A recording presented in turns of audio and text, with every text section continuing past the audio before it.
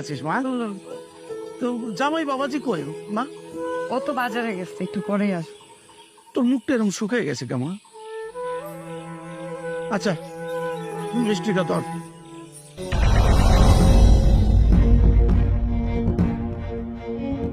এটা কি করছেন বেশা? এত বড় খান বাড়ি আর আপনি নিয়েছেন এক প্যাকেট মিষ্টি। আপনার কোনো আকল পছন্দ ভাই? আম্মা, আমার আব্বা গরিব মানুষ, যা পারছে তাই আনছে। না, গরিব বলে তো মাইনে নেবো না। তোমার আব্বার সম্বন্ধ করার আগে বাবা উচিত ছিল যে আমি কোন বাড়িতে সম্বন্ধ করতেছি, এইটা খান বাড়ি। এই বাড়িতে সম্বন্ধ করতে হলে অনেক টাকা পয়সা খরচা করার ব্যাপার আছে, সেই সমর্থ তার আছে কিনা সেটা চিন্তা করা উচিত ছিল। বিয়ান সাহেব আপনি চিন্তা করেন না, আমি আপনাকে বাজার থেকে আরো বেশি মিষ্টি নিয়ে আসি। কি আনবেন? 1 কেজি নাতে 2 কেজি? এর বেশি তো পারবেন না। পারবেন এক ব্যান ফল জানতে আর 10টা রুই মাছ আনতে? পারবেন না। আইসেন তো মাইয়ে বাড়ি 2-1 দিন ভালো মন্দ খাইতে।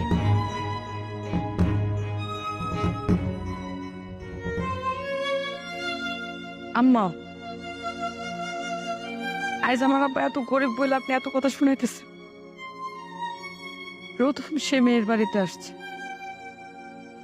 কই তার একটু বসতে দেবেন, 1 গ্লাস পানি দিব, তা না করে তার এখানে দাঁড় করে আপনি অপমান করতেছেন। হ্যাঁ, অপমান করছি। তোমার মতো গরিব ঘরের মাইয়া এই খান বাড়িতে কোনোদিন বউ হইতে পারতো? পারতো না।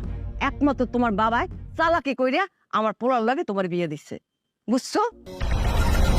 ঠিক আছে বিয়ান সাহেব, আমি তাহলে আসি, আমার বাড়িতে মেলা কাম আছে।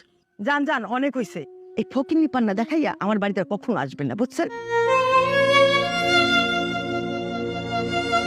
শোনেন, আমার মাইক যে পোলা বড় পোলা শ্বশুর বাড়ি থেকে যখন লোকজন আসে তখন তাদের বাজার দেখা গ্রামের লোক তাকাই থাকে, আর আমরা এই যে বারান্দা আছে না পুরো ভরিয়া যায়।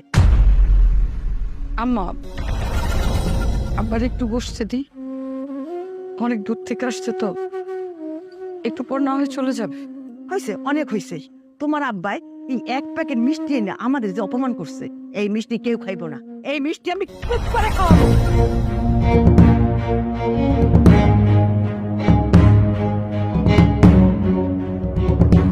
আর শোনো ছোট বৌমা, তোমাকে আমি সাপ সাপ বলতেছি, তুমি আর শফিক ঠিক মতো যদি এই সংসারে টাকা পয়সা না দিতে পারো তাইলে এই বাড়িতে তোমাদের থাকা হবে না।